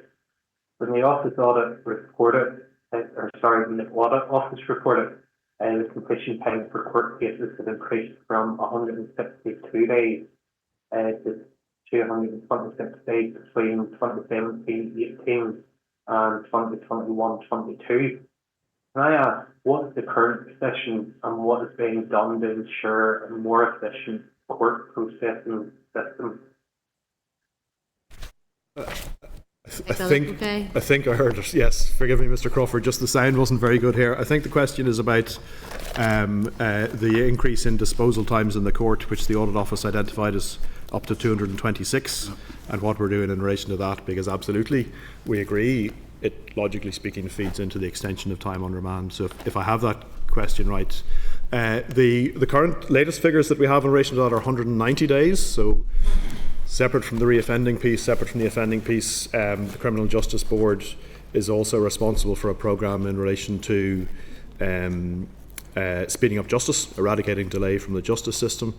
There are other participants in that, but we totally agree that the entire system is interconnected, so it's incredibly valid and incredibly relevant. That's a programme of activity which is across all of the partners. It's not just inside the department, and it's intended to drive out unnecessary delay. What we've done is we've had a look at the systemic issues. We've tried to identify where delay arises in the, if you imagine the passage of a person through the criminal justice system from first detection from PSNI out to finally finishing at the other end after, for example, some kind of supervision period in the community. We're trying to identify, and we have identified, where the hotspots of delay. We've used those to identify 5 projects which are wrapped up in a programme. The core idea in the programme is to eradicate delay, but we're doing that, for example, by increasing out-of-court disposals. So that would see fewer cases actually coming to court because, for example, they might be dealt with a prosecutorial fine or the equivalent of a fixed penalty notice or a community resolution notice from the police. So we think there's scope for the very lowest level of offending to make efficiencies there, and also to get a kind of a more suitable disposal rather than occupying court time, which everybody agrees is precious and expensive. We have a digital reform programme going on. There's a very substantial piece of work being done in the courts in relation to Themis, and there are other digital improvements. For example, there are a few places where you still need a physical document or a physical signature, so we're looking at what legislation is needed to change that so we can do things digitally more easily. And we're looking at things like committal reform. So committal reform is a reform programme based on this notion that before you're committed to the Crown Court, there's all sorts of preliminary steps in the Magistrates Court, and we think there's a lot of inefficiency there. The House legislated it for some time ago, so we're trying to bring into place by November of next year the final stage of committal reform, so you won't have those relatively time-consuming, relatively low-value interventions in the Magistrates Court. Instead, we can just really get the whole thing started in the Crown Court. If it's that serious level of case, let's just go straight to the Crown Court. So there are a couple of other projects in there, but they're maybe some of the kind of obvious ones. The whole objective is to drive out delay and to provide a smoother system and therefore better justice faster, which is good for victims, it's good for system, it's good for society. I suppose from a PAC view, it's good for value for money as well. And as I said, the headline figure across all court cases, we've got down from 226 at, I think that was the high point, and we've got it down to 190. There are variable rates, I don't have them to hand, but for example, the Crown Court, logically speaking, cases take longer than Magistrates Court, and if the member and Youth Court takes a different length of time as well, and so on. But if the member is interested, we can provide a bit more detail to the committee about those. And then in order to improve rehabilitation and resettlement outcomes for remand prisoners, it's extremely important, and the ways can be found to encourage or incentivize those prisoners to actively engage with prison-based programs. Can you tell us the work that has been done in this area and whether it's been effective? You hear? Yeah. I think the question was about, in relation to remand prisoners, what are we doing to encourage and incentivise them to engage with our offering? Is that correct? That's correct, yeah. Beverly? Okay, so what we do when every prisoner comes into custody, we engage with them on what we call a prisoner needs profile. That's the first stage, and if you like, the rehabilitation programme for people in prison. So we look at their specific needs, we look at their aspirations, and then we develop with them a prisoner development programme. That opportunity is available to all prisoners, whether they be remand or sentence. We offer that opportunity, and we've tailored programmes, as I've said earlier, to that cadre. The challenge for us, as I think Hugh said earlier, is that some remand prisoners will view engaging in behavioural programmes as an admission of guilt in advance of a court hearing, so we'll choose not to engage in those. But we are having good success and growing success in encouraging remand prisoners to engage in those, if you like, education and rehabilitative type programmes, say around drug and alcohol abuse. So yes, we are seeing improvements in those, we are seeing increased uptake in those, and we'll continue to work to develop that. And the review of our prisoner development model, our rehabilitation model that's ongoing, will hopefully provide us with some recommendations around how we can better tailor that to deal with that increasing remand population, increasing prison population, and the increasing complexity of people who come into prison with increasing levels of poor mental health and increasing issues with addictions. That's great. Thanks, Chair. Thanks, Colin. Diane? Yeah, thank you. And in this environment where we've got limited funding, it's important that we make the best use of our public money. And just given the rise in prison population, I think you had touched on it earlier, but I want to know a bit more detail about what initiatives you've taken forward with the voluntary and community sector, focusing on the prevention of reoffending. We do a very substantial amount of work with the voluntary community sector, and we're really, really grateful to them for partnering us in all sorts of ways. From recollection, we've got something like 19 or 20 different partners doing all sorts of different things, different parts of the system, to be fair, and indeed outside reoffending, we have them doing. Clearly, places like NIACRO, Extern, they work with us in various programs. I've mentioned the short sentence prisoners transition program, which Extern help us with. And it's particularly useful because there are things that we can do inside the prison, and Extern help us with that, but then they can take the journey much further than we can outside the prison once the person has gone beyond our confines. Beverly, do you want to give any more detail on it? And we really couldn't deliver the rehabilitation work we do within prisons without the support of those voluntary community sector organisations. They bring a particular skill set that we don't have. Prison officers are very skilled individuals. They deliver a particular role, but they don't have the range of skill sets that those in the voluntary community sector have. So they are extremely key and valued partners within prison setting, but also without, because those organisations have a reach both within and without prison, so they can provide that support as people leave and continue to provide that support as people leave. No, brilliant. I totally agree with you, and I just wonder, do you collect any data around that, or as you move forward with the collation of data across different departments, would the capturing of those linked with the voluntary community sector be a part of that? Absolutely, and with all of the funding that we provide to voluntary community sector organisations to provide services within prisons, we have action plans and report cards, so we monitor the impact, we know what impact they have, and as we take forward development of an executive strategy, it won't just be other government departments and statutory bodies that we'll be engaging with on that. It will be those voluntary and community sector organisations who've provided that valuable service within prisons for many years, so we will be engaging with them as we develop that strategy.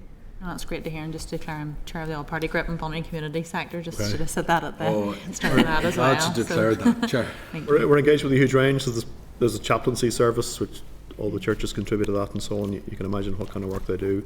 Prison Arts Foundation, we've hostel providers, we've the restorative justice places, we've crews, we've, as I said, there's 19 or 20 that we are engaged with. They will change from time to time as programs are relet or whatever, but the value that they bring to it and the breadth of ability to do things that they bring to it is huge as well. Not so much in the prisons, but Probation Board does this as well. Yes, we have a focus similarly with the community and voluntary sector, but probably I would say at the outset that we're based in local communities for a very good reason. We have a dual role. We have the responsibility to risk manage people, but we also reintegrate and resettle people back into the community. So it's really important for probation services to be based in local communities and to have those networks and supports, because they're very often there whenever the statutory sector move away, and community service is a fantastic example of people being seen to give reparation back to the community for the harm that they've done, and face up to that, and that's a really powerful tool that we're keen to develop further and to give confidence in the judiciary. It isn't used as much as we would like it to be used, and we are really keen, and we've been given a push at it, certainly within the senior leadership team and by the board, but similarly we also fund a number of the CVS partners to support some of the work that we do alongside people to address employment issues, mentoring, even just the chaotic lifestyle of some of the people that we're working with, getting them to an appointment, and bringing people in to do that type of mentoring through NIACRO, where they actually take them to the appointment to make sure they're getting access to the services, and supporting them through that journey, which is about the risk management, but ultimately enabling them to reintegrate into the community. if it's any reassurance to the member, it has been really tight over recent years, as the member knows, and so on, but we've managed to protect the core funding of the CVS partners, as I understand it, throughout, certainly since I've been in the department and since the Minister came back, in recognition of the value of what they do, and also in recognition of the harm that it can do to them as bodies, and then the services that they provide if they're subjected to, as Mr. Delargy was asking, the kind of vagaries of single-year funding and absence of long-term commitment. And it's another reason why we're really keen to get to multi-year budgets, so we can plan that and plan in partnership with all of those community and voluntary partners. Great, thank you. It's a key part of, as we're transforming public services, to remember that they're further than just the departments and government bodies. Thank you. Thank you, Jan. I'm just going to bring Kathleen. I think you wanted some clarity. Just a couple of clarity, yeah. You made that many bids. I'll not be sending to the auction house just in case, you know what I mean? God knows what you come, but fair play to you. See, just the 374 figure you mentioned early on in terms of the yes. overall cost. And can you give us a breakdown in relation to that? Maybe not now, but send it on just overall. Yeah. Once we get the report completely finalised, proofed and ready for purpose, we're going to publish it, but we'll get it to the committee as soon as we can.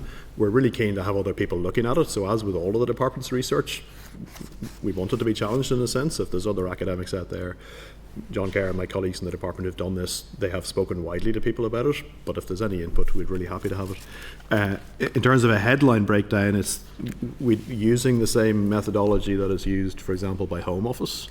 And in the cost of crime report, which is a bigger thing, we break it down into anticipation costs, consequence costs, and response costs. So anticipation costs are things like insurance, putting up security measures, alarms, essentially kind of anticipation that crime might happen to you, both individual and business. Consequence cost is that it is that kind of consequence. I have lost broken windows in my house, I have been injured, whatever the car has been damaged, whatever. So we attribute an economic cost to that. There is absolutely a human and social cost to it as well. And then a response cost, which is very much about kind of policing and investigation and so on. And the breakdown for those is anticipation approximately 9 million, consequence 247 million, and response costs 117 million. Making up that roughly 374. May not totally round to that, just to do with my maths. Sure, just one wee final question, because the dashboard, because they all use dashboards, but it's only as good as the information you gather, let's be fair. So how do we ensure going forward, because we had the talk about remand and rehabilitation and who's using and who's not. We need to get the proper data if it's going to be properly. It's a good system, it's a good metric, all right, but we need to ensure we're getting the right information and the right data. Because if it's going to be outcomes based, and we're using data, it needs to be right. And the work we're doing around developing the dashboards that we have developed and are developing, we're working with NISRA colleagues on that to ensure that we do it right. Thanks, Chair. Thank you very much. Thank you. Members, is there any other questions? No. So TOA, do you have any comments you'd like to make? Chair, just maybe worth making one contextual point. I think in terms of the discussions today, it struck me from a Department of Finance perspective, the timing of this inquiry I think is really critical. Mr. Willis talked about this being an invest to save area, and I think the fact that the executive are looking at the final budget today for 25/6 is important. But I think looking ahead, we're 2 months out from the spending review, which will kickstart bulk of the multi-year budget that we've touched on at different stages today. And I think as well, Chair, the work on budget sustainability and those 5-year plans is going to be absolutely critical in this area. And I think some of the numbers that Mr. Boylan was asking around there in terms of reducing those costs long term, it feels like in terms of timing, programme for governments in place, strategy, multi-year budget, and the opportunity here for some long-term progress in this area. So I think that window of opportunity is opening for us in this area. So look forward to the rest of this inquiry. Appreciate that. Thank you very much for those points. CNAG, have you any comments to make? No. Well, thank you so much. I know we have noted some things we may come back just for further clarity or for further information, but I want to thank you all for your time here today and coming before the committee. Thank you, Mr. Wittes, Ms. Wall, Mr. Holland and Mrs. Stewart for attending, and we really appreciate that. So thank you very much. Thank you so much, and committee, thank you so much. I certainly found that very useful. I hope colleagues did as well. I hope we've assured you in terms of progress that we've made since getting the report, and indeed before. I'm really happy to come back with further information once we get further on the journey on the cross-departmental strategy. I'm conscious as well the Audit Office recognised the incredible work that people do. I maybe haven't touched on that. I've talked a lot about kind of high-level numbers and cohorts and so on, but behind all of these stories there is a victim, and we are very conscious of that in terms of reducing reoffending so we don't get more victims in future. And that is done by the incredible work of individuals in probation service, in prison service, through the voluntary community sector, with our partners in education and health services who come and help us with this whole journey. So I'm incredibly grateful both to the Audit Office for recognising that in its report, and I would kind of reiterate it here today. But it's been a really useful opportunity for us, Chair. Thank you very much. Thank you. Okay. Members, thank you.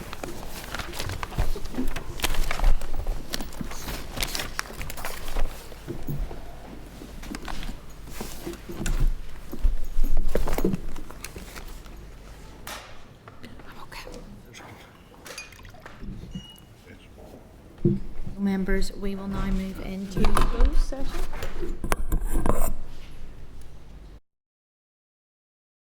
Senate Chamber. Sound.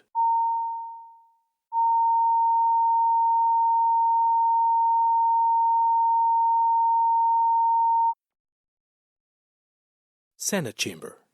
Sound.